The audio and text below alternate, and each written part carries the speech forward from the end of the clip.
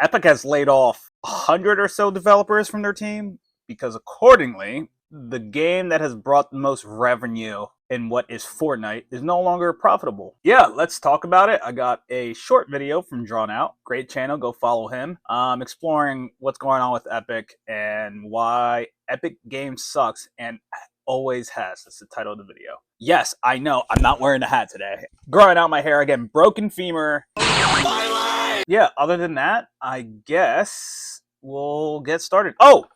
Be sure, sorry for clapping, that's going to be a pain. Be sure to like, comment, share, subscribe. Go ahead and follow Drawn Out and Drawn Out Notes. Yeah, let me know what you guys think about Epic. Oh my god, talking about Epic. I know in my last CDPR video, we talked about Unreal Engine 5. Seen some videos about 5.4 and what's going to be coming out with that. That's about it. So, without further ado, let's get to watching this. Alright, let's talk about Tim Sweeney for a little bit. A little history first. So in an article from October 8th, 2017, titled Single Player Gaming is Not in Disaster and We Will Show It. The article is by a website named 7.ws. I don't really know it, but it was the only source I could find for this. There's a spot in this article where it says, in 2014, Epic Games co-founder Tim Sweeney told Polygon. And the problem is we can't get the actual article from Polygon because we get 404'd. Quote, PC piracy impacted the market and made single player marketing, campaign video games not possible. We estimated at one level that for each recreation we offered, 4 copies have been pirated. And the article goes on to say he wasn't alone in attributing such injury to piracy, which is true. There were a lot of people in the industry back then that thought PC gaming would just die because of piracy, but there was one man that saw it differently. Piracy to us, so we don't really worry about piracy.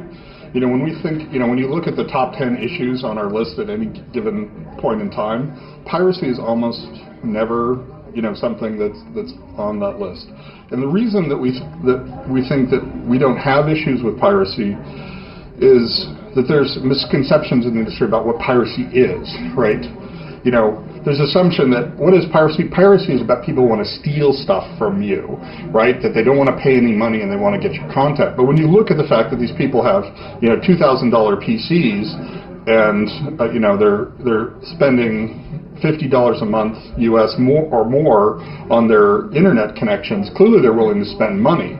So from our point of view, what we saw more and more is that piracy is the result of bad service on the part of game companies. Yeah, Lord Gaben's I actually agree with this. I don't think piracy is that big of an issue for studios who earn the trust of the community that they're selling to. For instance, I think as the consumer, we have voting power in a company with our wallets, right? So if you don't like what Call of Duty is doing anymore as a live service company and all these microtransactions, the best thing you can do is not buy Call of Duty, right? That's why I haven't bought Call of Duty since the PlayStation 4 days. Yeah, so I think pirating is something that, especially in today's world, isn't too big of an issue anymore. I just think if it's a game worth buying, people will buy it and will not take the cheap because they want the company to make another game and another game. So, like he said, pirating isn't an issue so long as you offer the community something worth it, something worth paying for.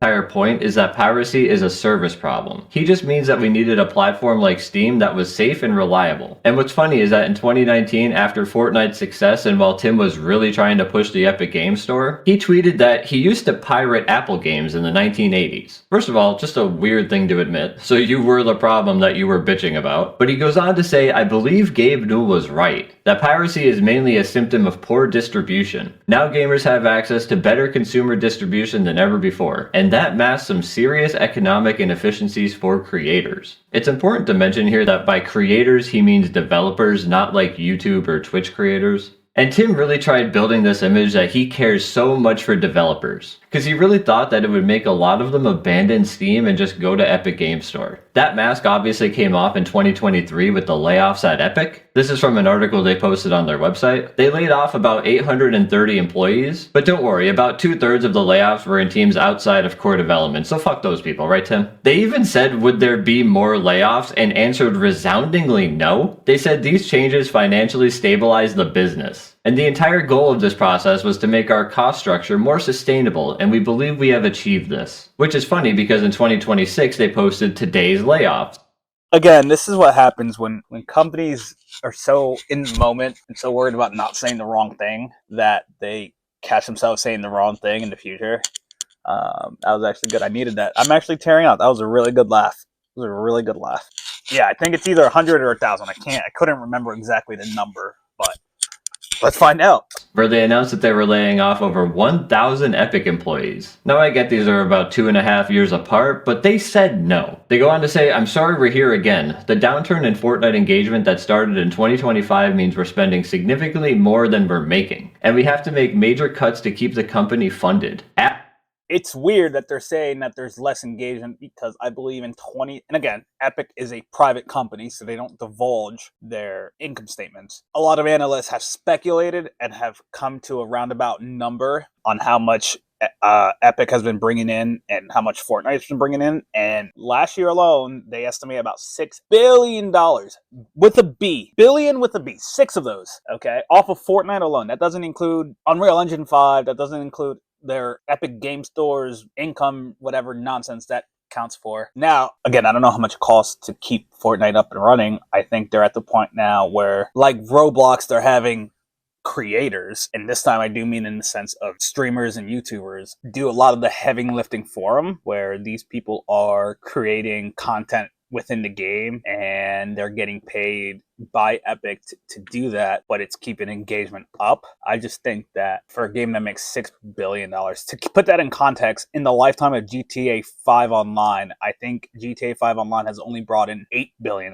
and that's within its whole lifetime. Fortnite did $6 billion last year, so it leads me to question what Epic has been doing with all its money, because $6 billion is a lot burned through if you claim that you're losing money. Unless the CEO likes taking bonuses, who knows? I'm not saying nothing. I'm just saying $6 billion is a lot to just say we're in a downturn here.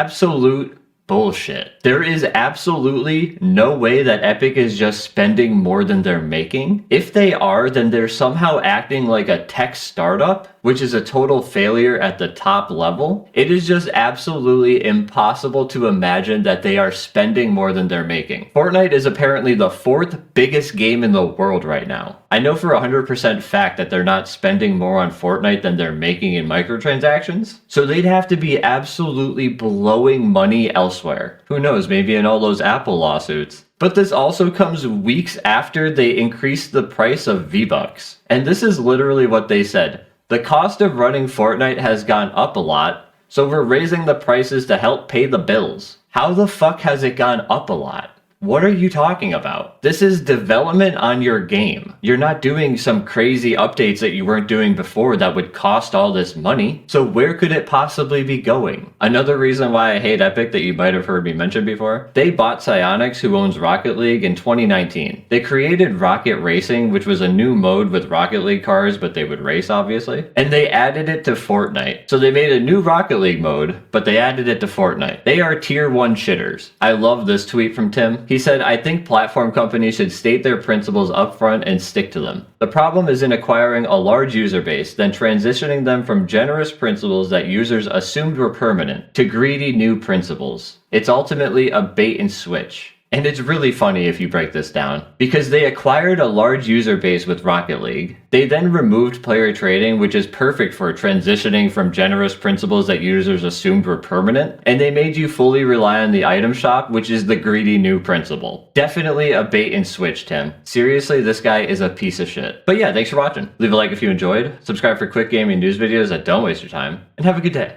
Alright, let's talk about Tim's... First and foremost, yes, he mentioned the point about all the lawsuits with Apple, iPhone, and Mac. Even though courts have ruled in their favor, I guarantee those lawsuits cost a boatload of money. Again, here's my issue. Okay. And again, this just comes down to what principles you believe a game company should have, right? The issue with Fortnite is that they have reached the peak of their player base that they're ever going to reach, where games like Roblox are still finding newer audiences. The issue I think Epic is facing now is not only the lawsuits, but it does cost money to develop Unreal Engine 5, which I guarantee is where a majority of their revenue is being expensed towards. Not $6 billion worth, but definitely a good chunk of that. The lawsuits definitely didn't help. And as far as increasing game development costs, yes, the world's economy is, for lack of a better term, shitting to bed. I can relate because everyone's feeling it. I'm feeling it, and I hate paying $4 at the pump per gallon. I hate how expensive groceries are. You know, those are all things that I'm very much acutely aware of what's happening. But their salaried employees aren't getting huge raises, if at all. You know, a corporate company like that isn't handing out saying, "Oh, I know prices are going up. We're going to give you a cost of living adjustment." At least not to everyone. You know, your middle managers or higher end managers might get that luxury, but your day-to-day developer, they're not getting called into the conference room saying, "Hey, we know everything's going up. We're giving you a 5% base increase to your salary," you know? And if they are, again, that's 5% to everyone. So, okay, your payroll goes up 5%, but again, your payroll per year is maybe 100, 200 million. You have 16% was 800, so let's call 20% 1,000. So at most you have 5,000 employees, you know, going up 5%. Like, I get it. And maybe your average, once you average out CEO and everything else, like the average salary is maybe like $90,000. Close, you're maybe close to $100 million a year in salary. Going up 5% brings it to 120 million, you know, at most. So that's not a dent in the 6 billion you're bringing in from Fortnite alone. You know, yeah, I just think it's funny. I think the whole issue is corporate greed at its finest. At some point, we get to a point where these game studios, and every company does this, it doesn't matter. Every company does this. At the end of the day, they have to pull profit. People have to get paid. They have to pay employees, and they're going to justify whatever means they want to get it. As always, if you liked the video, feel free to like, comment, subscribe, share. That's equally as important. My last video, or one of my shorts, had 26 comments, and I respond to every single one. So I love the engagement. I love keeping an eye out with you guys, you know. So yeah, but let me know. Feel free to talk. Feel free to comment what you think, and I'll see you guys in the next one.